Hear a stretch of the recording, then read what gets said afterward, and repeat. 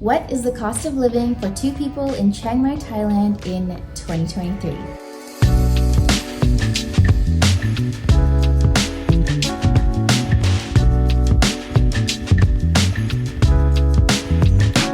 Hey guys, it's Shafeen, and in this video, we're going to be talking about the cost of living in Chiang Mai in 2023. Chiang Mai, as many of you may already know, is a digital nomad hub in Thailand. We spent a month in Chiang Mai, and as promised, we've kept track of our budget for the month. Be sure to watch the full video so you don't miss out on all the important websites and resources that we mentioned throughout the video. Ever since starting full-time travel, we've focused more on slow travel, which means settling into a country for at least a few months and traveling locally. We find that it's more sustainable that way, but we're always open to getaways and even visiting a place for a short time if necessary, especially for work. For the sake of this video, this budget is for two people, so if you're a solo traveler, you can divide our final amount by 2, or if you're a family, then you can adjust according to the number of people traveling together.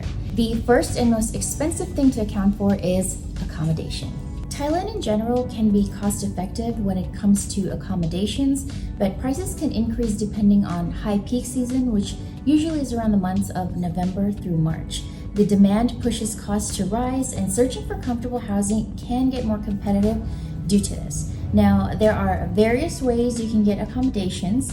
There are condos, service apartments, guest houses or homestays. There are lease takeovers, and of course, hotels and hostels. If you guys have any questions regarding these, let me know in the comments below so I can make a dedicated video about it. Now on to the rent. We spent $517 to stay in our condo. It's in a really nice area, has a lap swimming pool, 24/7 security. It's right next to Central Festival, which is the biggest mall in Chiang Mai, and it's a little bit away from the chaos of Old Town. Now, one of the only reasons we settled here was because we took a train from Bangkok to Chiang Mai, and we became familiar with this area first. You may find more cheaper options in Old Town, so keep that in mind as well. We did the Mae Hong Son Loop for 8 days. It was epic and something you might be interested in doing when you're in Chiang Mai. I'm going to link that playlist up here and down in the description below. It was the most epic time on the loop. So our hotel accommodations for the loop came out to $171. That's aside from the $517 that we paid for the condo. Next is utilities. Most condos and serviced apartments will not include water and electricity, and our water rate was 30 baht per unit and electricity was 6 baht per unit. We're always conscious of how much water and electricity we use, and we barely use AC, mostly fan at night, so it was surprising to us when our electricity bill came out to $30, especially because 8 of those days were spent doing the Mae Hong Son Loop. So we paid around $8 for water, and obviously this is still super affordable compared to what we would pay back in California, but we still have to be very mindful of our finances traveling full-time. Now, this is super important, guys. If you do get a short-term rental up to a month, 2 or 3 months, or even long-term rental, don't forget to get the rates as well as the meter readings of the water and electricity from your juristic person.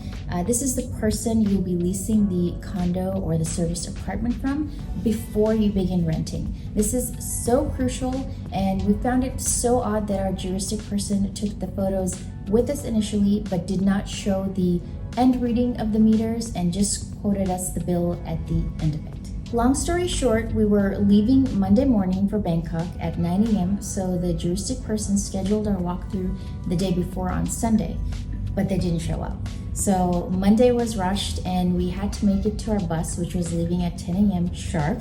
And I'm telling you this to help you understand the culture here. Sometimes things won't be done on time or as promised, and you have to be proactive always.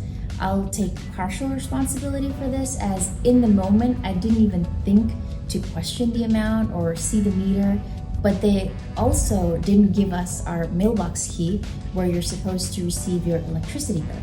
So hindsight is 2020, and we hope this gives you some insight and a better understanding of utility costs here in Thailand. Next up, food and drink, which includes groceries and eating out.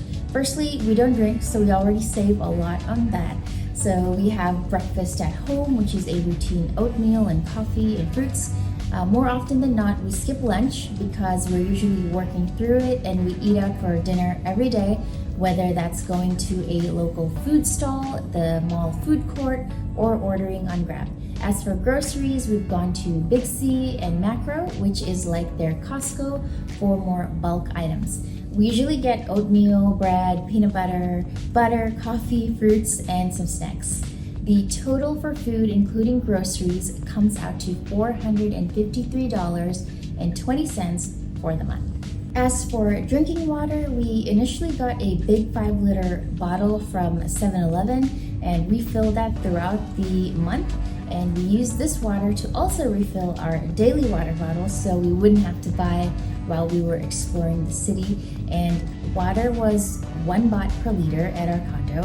Total for that for the month was around 40 baht, which is a little over $1.18.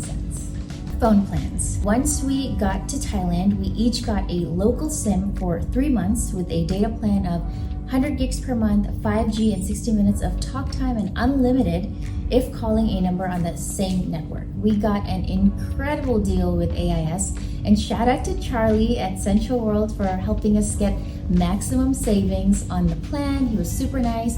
For both of us, for 3 months, we paid $30. Super cheap, super reliable, and could not recommend AIS enough. Activities and entertainment. Most of the time, we'll do our own DIY tours around free attractions, but these are mostly our fees to national parks, entry fees to attractions, or private tours we may pay for, and it really depends on you and how much you want to do. For us, Doi Intanon was 300 baht each, with the military fee being 100 baht each. There's Huai Tang Tao, which we paid for 50 baht each, and then Doi Tep was 30 baht each. We went to the sheep farm, which was 10 baht each times 3. So on the total, we spent $41.06 on entertainment and activities. Transportation. We rented a bike for a month and we got the best deal from D2 Bike.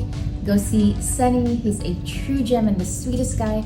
Saved us a few $100s. Check out our how to rent a bike in Chiang Mai to get the full details on how to go about doing that. I'll leave that link up here and down below.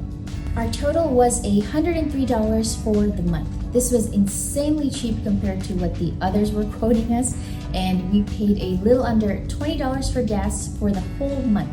It's pretty high because we've included gas from our loop that we did for over a week.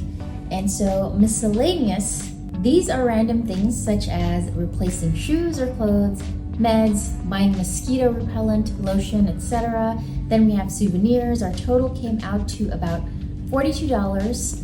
And wrapping that all up, our total cost of living for 2 people to live in Chiang Mai for a month is $1,397. So we were well below our monthly budget of $1,500. We do need to emphasize that our quality of life has increased and we're incredibly happy to be traveling full-time, and we're more active here than we've ever been back in the US.